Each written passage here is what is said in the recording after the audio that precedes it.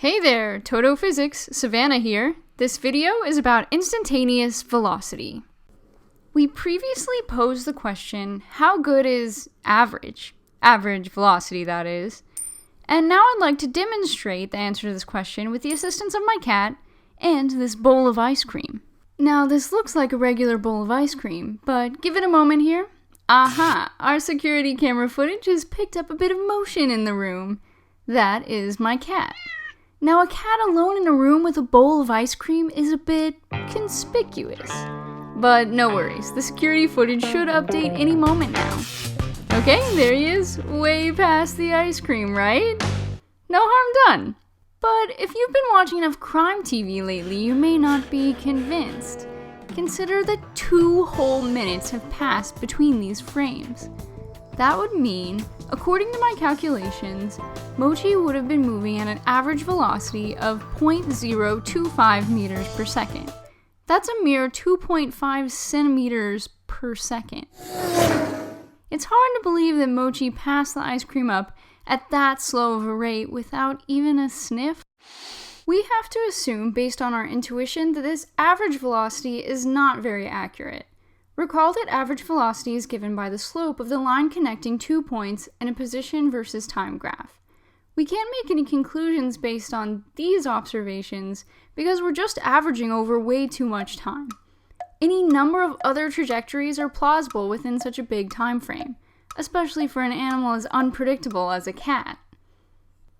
Also, wait, can we get a close-up on that right image there? Something looks different. For more accurate results, we need more observations. So let's pull up a few more frames of that security footage.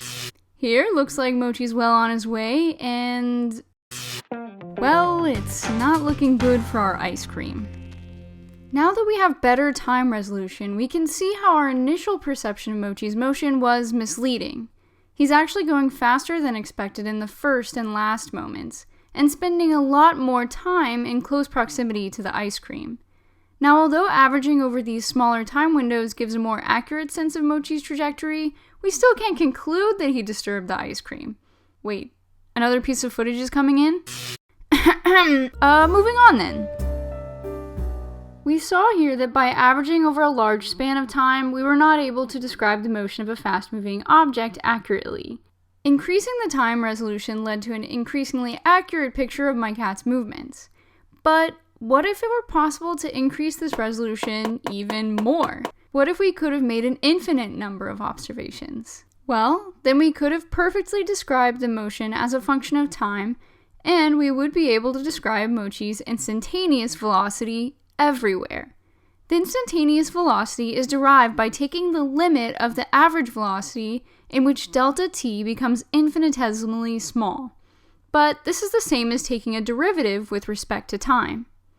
The instantaneous velocity, or just velocity, in one dimension is given by the derivative of position with respect to time, dx dt.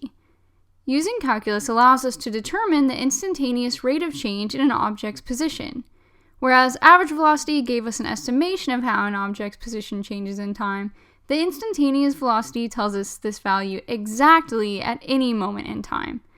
Let's get a sense of what this looks like by doing an example. An object's position as a function of time in meters is given by x of t equal to t to the fourth minus 2t squared.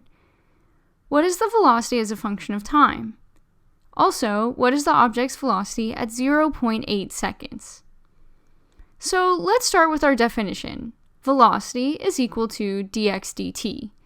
Now we just substitute x as a function of time as given by the problem. We can then take the derivative. T to the fourth becomes 4t cubed, and 2t squared becomes 4t. I'll tidy up this expression by factoring out some like terms, and voila! We have that velocity as a function of time is given by 4t times t squared minus 1. Now let's address the second question in the prompt, which is how fast this object was going at 0.8 seconds. Now that we have an expression for velocity as a function of time, we can just substitute in 0.8 seconds and simplify. And simplify a little more. And alas, we see that at 0.8 seconds, the object was moving at a velocity of negative 1.2 meters per second, or 1.2 meters per second to the left. Notice how I wrote my final answer with the correct number of significant figures. And as a last lesson learned, don't leave your cat alone with a bowl of ice cream.